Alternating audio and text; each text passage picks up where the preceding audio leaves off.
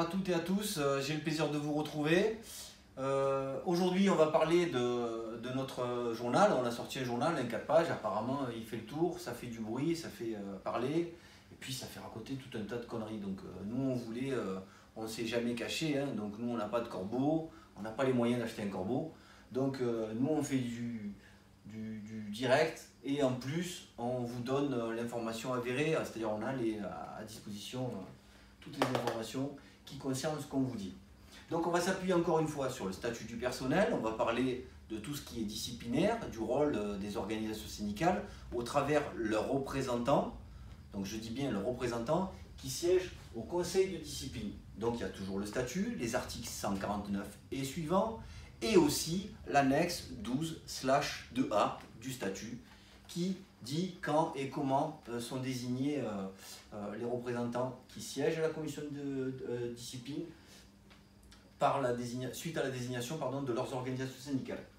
Donc on a deux cas, on a mis deux cas dans notre journal et on voulait vous en parler de vive voix et vous expliquer ce qui s'est passé, ce qui a dérapé. Voilà.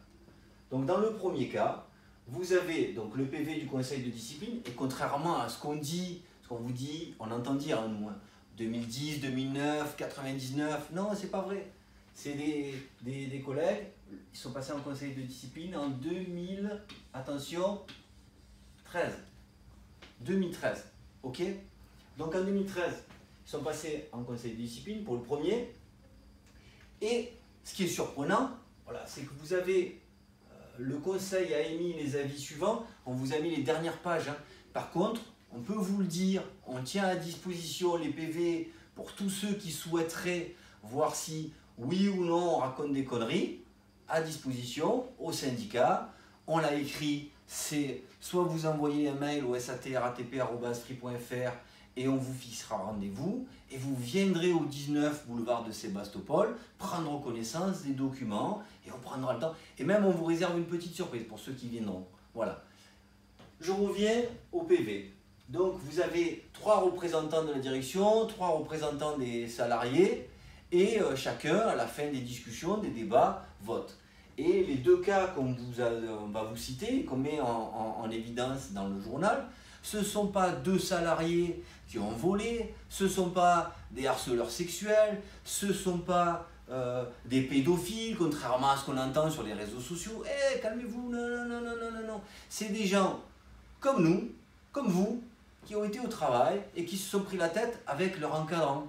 Et puis, leur hiérarchie directe a mis en œuvre la procédure disciplinaire. Et puis, la direction a estimé qu'il fallait les traduire devant le conseil de discipline. Donc, logiquement, le rôle des représentants à la commission de discipline, c'est quoi? C'est de défendre les dossiers, de faire tout pour que les salariés restent dans l'entreprise, qu'ils ne soient pas révoqués. Eh bien là, non, non, non, non, non. Là, on a les représentants de la direction proposent une mesure de 2 mois de mise à disponibilité d'office sans traitement. Donc jusque-là, on se dit le salarié est dans l'entreprise. Qu'est-ce que font les représentants de l'UNSA-RATP du personnel? Ils proposent une mesure de révocation. Et les représentants de la CGT du personnel, qu'est-ce qu'ils font? Ils s'abstiennent. C'est bizarre ça aussi. Mais bon. Donc la décision finale, pour ceux qui ne connaissent pas le processus, vous passez en conseil de discipline et ensuite on vous envoie un courrier à la maison pour vous signaler la décision prise par le chef d'établissement via le jeu de délégation, PDG, ensuite, bon bref, ça on n'est pas parti pour parler de ça. Et le chef d'établissement, donc dans le dossier où l'UNSA demande la révocation, la CGT s'abstient, ben eux, ils demandent 2 mois de disponibilité d'office. Voilà. Donc le salarié reste à l'entreprise. Mais posons-nous les bonnes questions. Qu'est-ce qui se passe? Et l'UNSA, la révocation. Voilà, c'est ça qu'on dénonce. Deuxième exemple. Toujours le même principe. Hein. Les élus, le siège, le conseil de discipline, PV, la présidente, le conseil des années suivantes. Alors là, par contre, ils se sont mis d'accord. Sur le autant, là, ça m'arrive jamais, hein, mais on peut le dire au nom du SATRATP, syndicat que je représente, ben on peut dire merci à la direction. Elle a pas suivi l'UNSA dans la demande de révocation. Elle a dit non, non, je donne 2 mois. Mais dans le deuxième, eh ben, on dirait qu'ils sont mis d'accord. La direction, elle demande la révocation. Et qu'est-ce que font les représentants de l'UNSA? Révocation.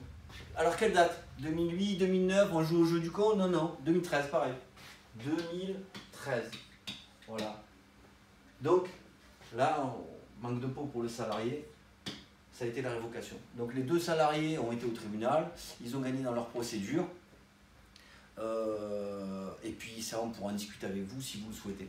Donc, tout ça pour vous dire que on ne fait pas du blablabla. On estime ces choses graves et on a le devoir de vous informer. Voilà, de vous dire, un conseil de discipline, c'est jamais simple. C'est des petites boulettes qui deviennent des journées de mise à pied, qui conduisent des fois malheureusement à aller sur du second degré. Et le second degré, c'est le conseil de discipline. Ça, tout ça, c'est pas moi qui le dis. Hein. C'est ce qu'on vous dit, nous, dans le statut, vous trouvez tout. Donc ne cherchez pas à comprendre. C'est écrit là-dedans.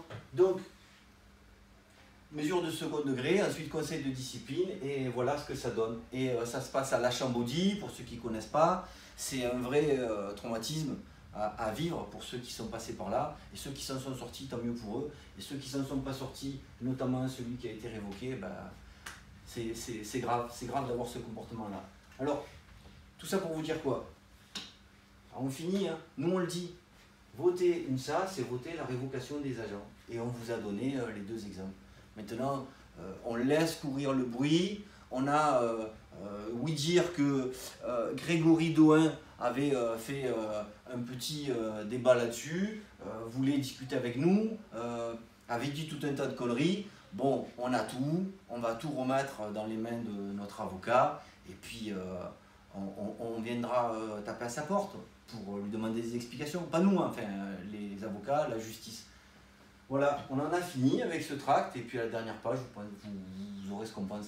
Voilà, je pense qu'on vous a tout dit sur ce sujet-là, et j'insiste, hein, je répète, on n'a pas de corbeau, donc nous, on a les éléments à disposition au syndicat. À très bientôt.